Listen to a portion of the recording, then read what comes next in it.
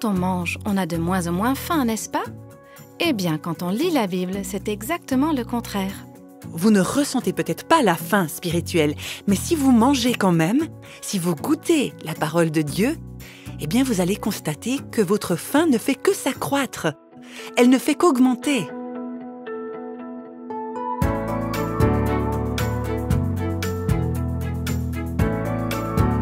Voici le podcast Réveille nos cœurs.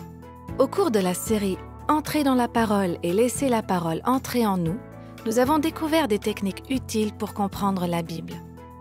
Ces techniques ne serviront à rien si on n'ouvre pas la Bible et si on ne la lit pas.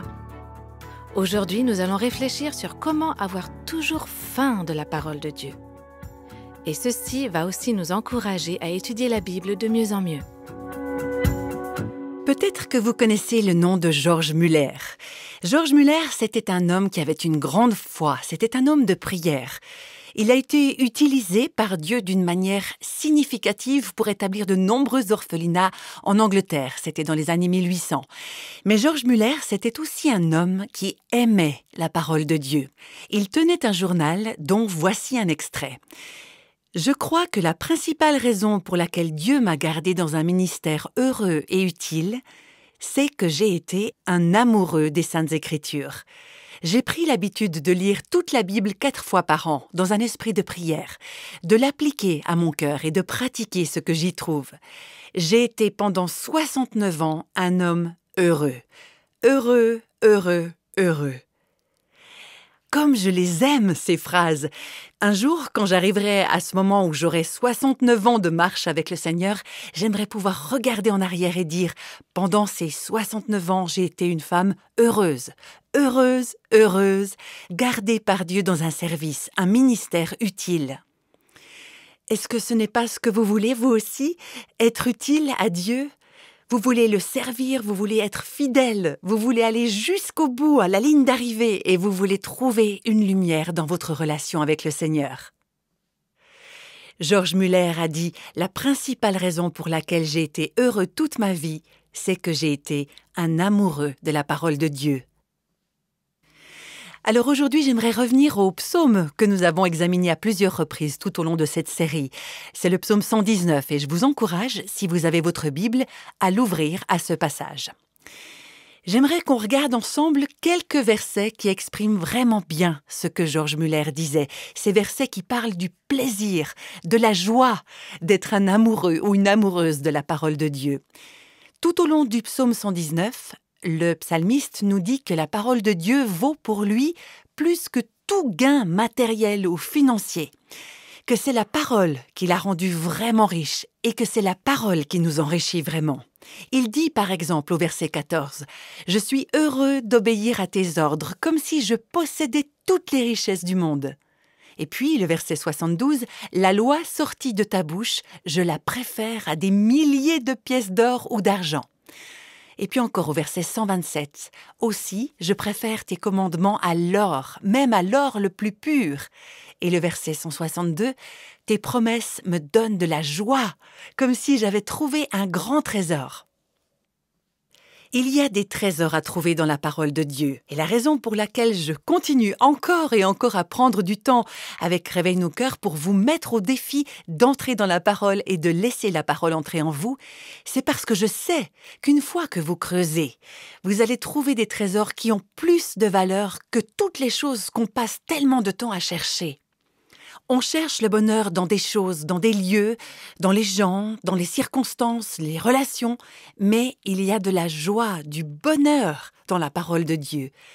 Et de l'abondance plus que partout ailleurs, parce que c'est la parole de Dieu qui nous mène à Dieu. C'est dans sa présence qu'on trouve la plénitude de la joie. Si vous lisez le psaume 119, une des choses qui frappe, c'est combien de fois le psalmiste dit « J'aime ta parole ». C'est pas seulement quelque chose à cocher sur ma liste de choses à faire. J'ai lu ma Bible aujourd'hui, j'ai fait mon culte personnel aujourd'hui. Comme je vous l'ai déjà dit, vous pouvez faire votre culte personnel, mais ne pas rendre un culte à Dieu. Il y a une grande différence, n'est-ce pas? J'ai souvent fait mon culte personnel, mais ce que j'aimerais, c'est vraiment rendre un culte au Seigneur, à travers la parole, venir à cet endroit où je rencontre réellement Dieu, le rencontrer là, et ma vie se transforme en sa présence. Le psalmiste dit « Il n'y a rien de plus délicieux pour moi ». Alors regardez le verset 24 « Tes ordres font toute ma joie ». Verset 35 « Conduis-moi sur le chemin de tes commandements, j'y trouve mon plaisir ». Verset 47 « J'aime tes commandements, ils me donnent beaucoup de joie ». Verset 103 « Dans ma bouche, tes paroles sont douces, plus douces que le miel ». Verset 111 « Pour moi, tes ordres sont un trésor que je garde sans cesse. Ils sont la joie de mon cœur. » Et vous verrez ça encore et encore tout au long de ce psaume. Il suffit d'entourer le mot. Regardez ces mots répétés et accentués. Joie, j'aime ta loi. C'est une bénédiction, c'est une joie pour moi. Alors peut-être que vous vous dites « Moi, j'ai pas une faim comme ça pour la parole de Dieu. C'est pas un plaisir pour moi, c'est plutôt une corvée en fait. » Eh bien, je vais vous dire, ça m'est arrivé aussi, et bien souvent. Alors, comment entretenir la faim et le délice de la parole de Dieu? Je dirais simplement que plus vous vous y plongez, plus vous la lisez, plus vous l'étudiez, vous la méditez, vous la mettez en pratique et vous la regardez changer votre vie, plus vous aurez envie de sortir pour la faire partager à d'autres, pour la reproduire en quelque sorte dans la vie des autres, plus vous arriverez à vous réjouir de la loi du Seigneur. C'est un peu le contraire de comment ça se passe avec la nourriture physique et avec l'appétit. Quand vous avez faim physiquement, quand vous vous sentez affamé, vous dites « Ah, il faut que je mange ». Ça m'est arrivé hier soir, j'en pouvais plus tellement j'avais faim. Mais une fois que j'ai mangé, j'avais plus faim, j'avais plus envie de manger. Avec la parole, je trouve que ça fonctionne un peu dans le sens contraire. Vous ne ressentez peut-être pas la faim spirituelle, mais si vous mangez quand même, si vous goûtez la parole de Dieu, eh bien vous allez constater que votre faim ne fait que s'accroître, elle ne fait qu'augmenter. Ça fait maintenant 40 ans que je marche avec le Seigneur, que je lis sa parole jour après jour, année après année. Et je trouve que mon plaisir dans la loi du Seigneur grandit. Plus je suis dans la parole, plus ça augmente.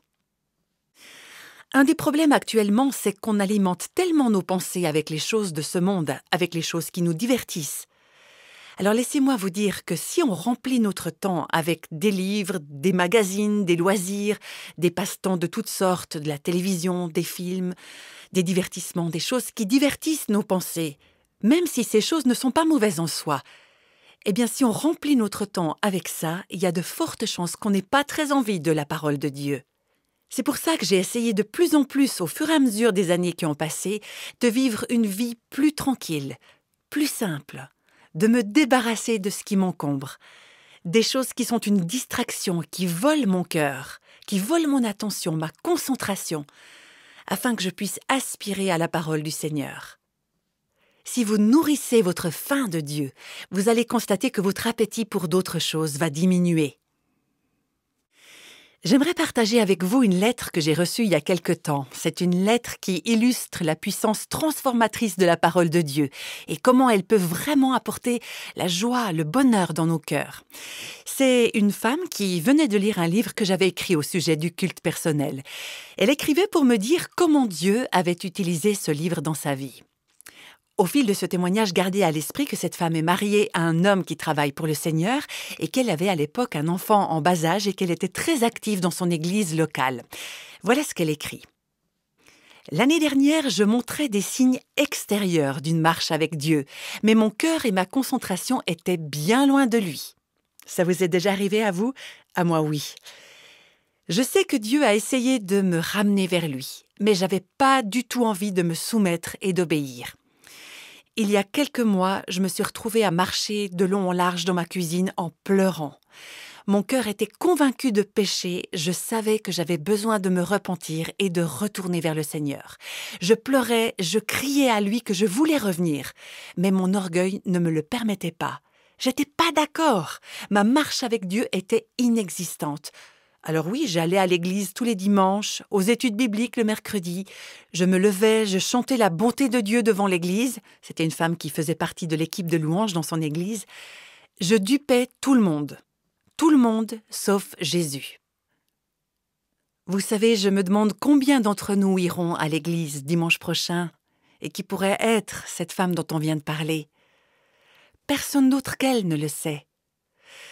Je me demande combien de gens sont debout dans nos églises et chantent dimanche après dimanche, en ayant l'air spirituel, en faisant tous les gestes, tous les signes extérieurs sont là.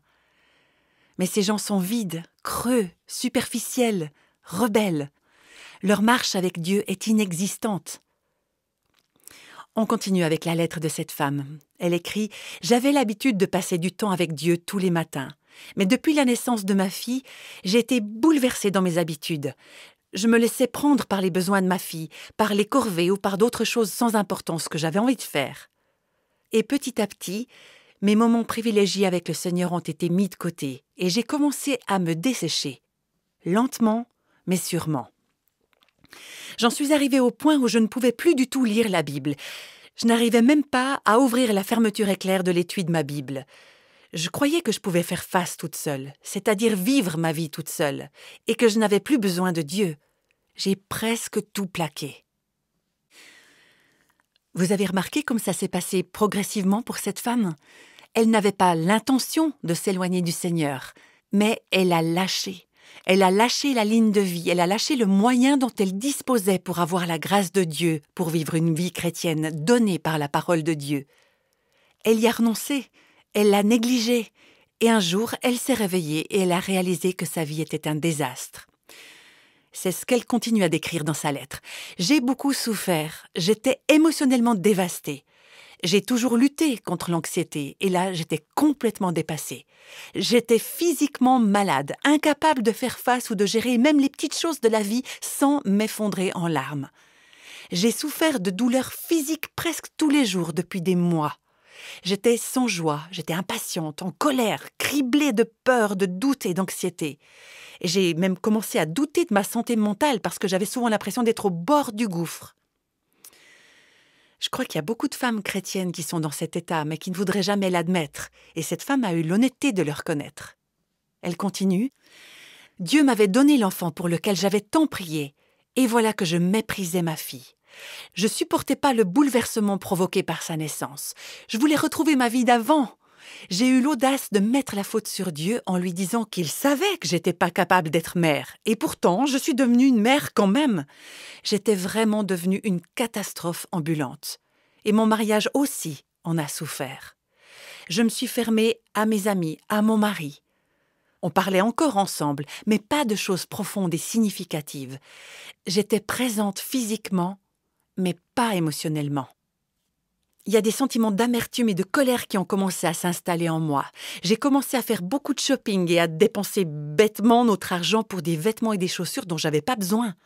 Et finalement, j'ai trouvé et j'ai prié le psaume 51, au verset 12. « Rends-moi la joie d'être sauvé et renouvelle en moi un esprit bien disposé. » C'est peut-être une prière que vous avez besoin de faire aussi. Je désirais tellement la joie et le zèle que j'avais autrefois pour la parole de Dieu. Je désirais ardemment avoir faim et soif de la parole. Et je pense que mon mari savait ce qui se passait. En fait, j'en suis sûre, parce qu'un jour, un colis est arrivé à la porte avec votre livre sur ce sujet. Je savais que je ne l'avais pas commandé, et puis j'ai appelé mon mari et il a dit qu'il avait entendu le podcast et que le Seigneur l'avait incité à commander le livre pour moi. Ma vie et mon mariage ont radicalement changé depuis. Je me lève tôt, tous les matins, pour passer du temps dans la parole et dans la prière. J'ai confessé mes péchés et j'ai demandé au Seigneur une guérison spirituelle. Et il me l'a donnée. J'ai l'impression de comprendre pour la première fois pourquoi le temps de culte personnel quotidien est si important. Je comprends pourquoi j'ai besoin de la parole en moi tous les jours. Surtout à la première heure le matin et la dernière heure le soir. Je sens la joie et la paix revenir dans ma vie. J'ai l'impression de pouvoir traverser toutes mes journées avec l'aide de Dieu. Maintenant, j'ai soif et faim de la parole de Dieu. Je lis la parole pendant l'heure de la sieste, aussi le soir, le matin. J'en ai jamais assez. Je trouve pas les mots pour expliquer à quel point mon cœur veut chanter avec joie et louer le Seigneur pour sa bonté et pour sa miséricorde. Pendant les derniers mois qui avaient précédé tout cela, je chantais à l'église dans l'équipe de louanges. Mais tout ce que je faisais, c'était chanter à contre-cœur la plupart du temps. Maintenant, je veux chanter à Dieu toute la journée. Il m'a rendu mon premier amour. Il m'a rencontré là où j'étais, face à face. Et doucement, avec amour, il m'a sorti du trou dans lequel je m'étais enfoncée. Et il a fait reposer mes pieds sur le rocher solide. Et mon cœur dit « Merci Seigneur, Amen ». Et bien qu'il en soit ainsi non seulement dans la vie de cette femme, mais aussi dans ma propre vie et dans votre vie à vous aussi qui écoutez ce podcast aujourd'hui, afin que Dieu soit glorifié alors que nos vies commencent à refléter la beauté du Seigneur Jésus, comme on le voit dans sa parole. Ma prière, c'est que, alors que je parle de la joie de la parole de Dieu et de la joie de la transformation qu'elle peut apporter dans nos vies, Dieu vous donne une faim nouvelle et une soif nouvelle de le connaître à travers sa parole. J'aimerais vous rappeler notre défi de 30 jours. C'est pas trop tard pour le commencer. Si vous n'avez pas déjà pris cette habitude, alors dites chaque jour par la grâce de Dieu, pendant les 30 prochains jours, je vais prendre du temps chaque jour et je passerai ce moment seul avec le Seigneur dans sa parole et dans la prière. Je crois que si vous faites ça au cours des 30 prochains jours, vous constaterez que vous n'allez pas pouvoir vous arrêter à 30 jours et que vous allez vouloir prendre l'habitude d'apprendre à connaître Dieu par sa parole.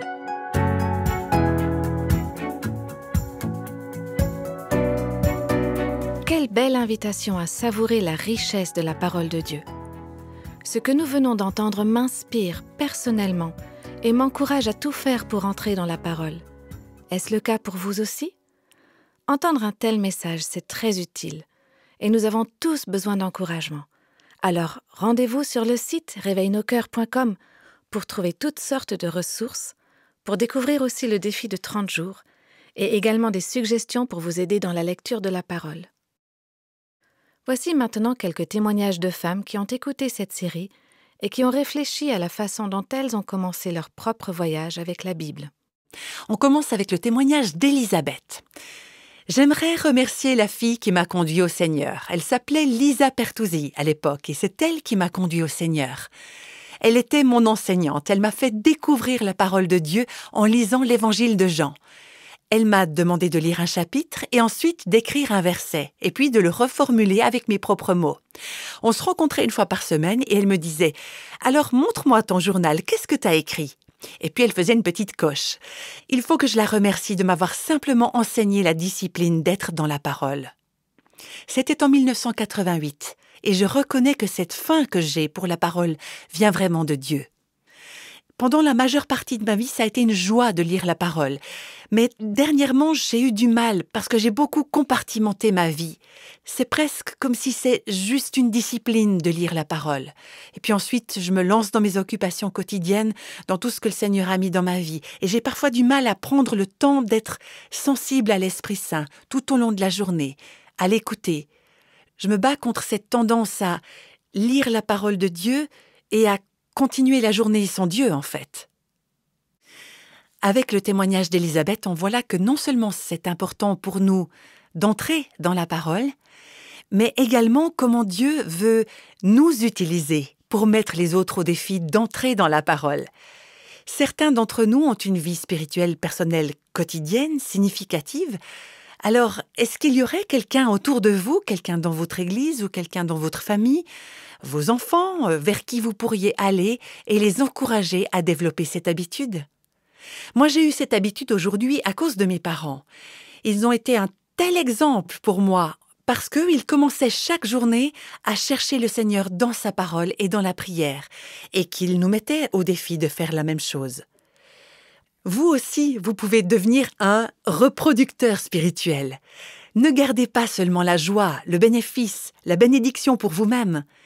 Vous pouvez être dans la vie de quelqu'un d'autre ce que l'ami d'Élisabeth a été pour elle.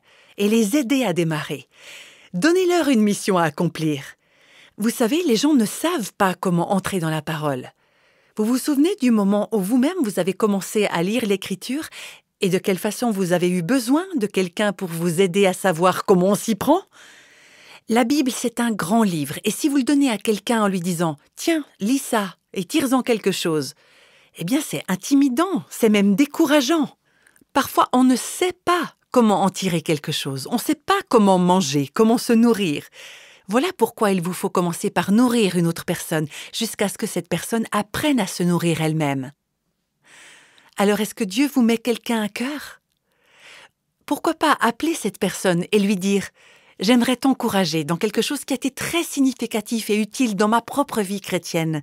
J'aimerais t'aider à prendre cette habitude aussi. » Ça peut être un jeune croyant, ou alors un de vos enfants, ou quelqu'un que vous connaissez et qui est tout jeune dans la foi. Eh bien, encouragez-les dans ce qui sera une base merveilleuse pour toute leur vie chrétienne. On va entendre le témoignage d'une autre auditrice qui dit « Je n'ai eu personne qui m'ait vraiment appris à avoir un moment au calme avec Dieu chaque jour. » En fait, je m'y suis mise par moi-même parce que j'avais envie de lire la parole et j'avais envie de la comprendre. Alors j'ai commencé à faire ça quand j'étais jeune. Et ça a été pareil pour ma fille Rachel. Pour ma part, c'était pas quelque chose où je me disais « Ok, tu dois faire ça tous les jours. » Alors j'ai jamais vraiment imaginé avoir besoin de former cette habitude chez mon fils. Je me suis dit, ça lui viendra à lui comme ça m'est venu à ma fille et moi. Je suis une mère de famille qui fait l'école à la maison et j'ai des moments où je lui enseigne la Bible, mais j'ai jamais pensé que ça devait faire partie de sa routine quotidienne et que je devais l'aider à établir cela dans sa vie. Je me disais, le Saint-Esprit le lui fera savoir, ça finira par se faire comme pour Rachel et pour moi. Mais récemment, le Seigneur m'a vraiment parlé à ce sujet. Je travaille dur pour que mon fils ait des routines quotidiennes dans sa vie. Je m'attends par exemple à ce qu'il se brosse les dents, qu'il le veuille ou non. Je m'attends à ce qu'il mange sainement. Il faut que je fasse pareil pour le moment de culte personnel. Alors un jour, je lui ai dit « Caleb, on va faire quelque chose de nouveau. Dès que le petit déjeuner sera fini, tu iras prendre un moment au calme avec Dieu, comme Rachel et moi on le fait. Vas-y et profite de ce moment. » Et ça a été tellement génial de voir comment Dieu s'en est servi dans sa vie. Moi, j'avais peur que ça devienne une habitude, quelque chose de légaliste, si je l'incitais à faire comme ça, et qu'il n'ait pas la même faim ou le même désir qui s'était développé en Rachel et moi, parce que tout avait commencé pour elle et moi avec l'envie et la volonté qu'on avait chacune d'entrer dans la parole de Dieu. Et je me suis dit, non, il va faire ça comme un rituel. Mais la parole est vivante. La parole a développé cette faim en lui. Et il n'y a pas longtemps, on était partis le matin et quand on est rentré, il m'a dit « Maman, j'aimerais juste que tu saches que même si tu n'étais pas là, j'ai fait mon culte personnel parce que j'aime tellement ça. Tu sais, c'est vraiment super. » Et il vient me poser des questions sur ce qu'il lit. Je vois que Dieu utilise vraiment ça dans sa vie. Dieu est tellement fidèle et je suis tellement reconnaissante qu'il m'ait convaincue de faire ça avec mon fils parce que cette habitude aurait manqué dans sa vie si je ne l'avais pas encouragée. Parfois, on doit encourager cette habitude. Et parce que l'Esprit Saint est puissant et que la parole de Dieu est puissante et vivante, alors Dieu agit pour qu'on puisse continuer fidèlement.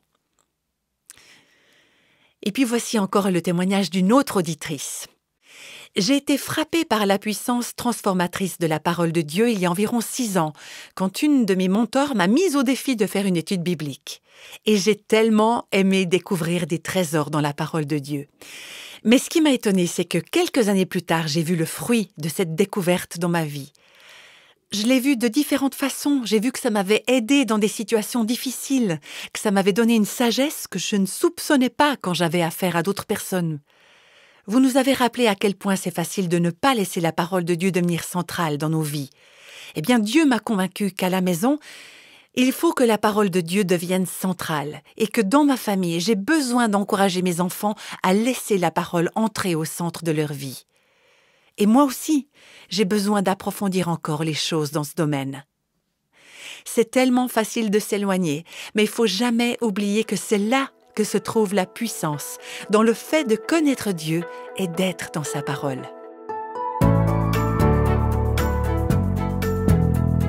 Ce serait tragique d'avoir un réfrigérateur plein de nourriture et de ne jamais l'ouvrir pour se servir. Nous nous éloignons tous de la parole de Dieu comme une personne affamée qui oublie d'ouvrir le réfrigérateur, comme certains de nos auditeurs ont pu en témoigner. Nous arrivons bientôt à la fin de cette série utile et pratique pour mieux entrer dans la parole et la laisser entrer en nous. Si vous avez manqué un épisode, vous pouvez retrouver l'intégralité de la série sur le site internet de Réveil nos cœurs, réveilnoscoeurs.com. La prochaine fois, dans le dernier épisode, nous parlerons de restauration rapide et de culte personnel rapide et des problèmes que cela peut causer. Nous espérons que vous vous joindrez à nous pour le dernier épisode de la série « Entrez dans la parole et laissez la parole entrer en nous ».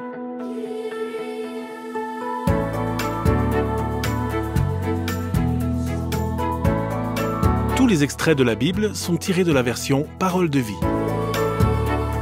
Réveil nos cœurs est le ministère français de Revive Our Hearts, initiative de Life Action Ministries avec Nancy DeMoss-Wolgemuth.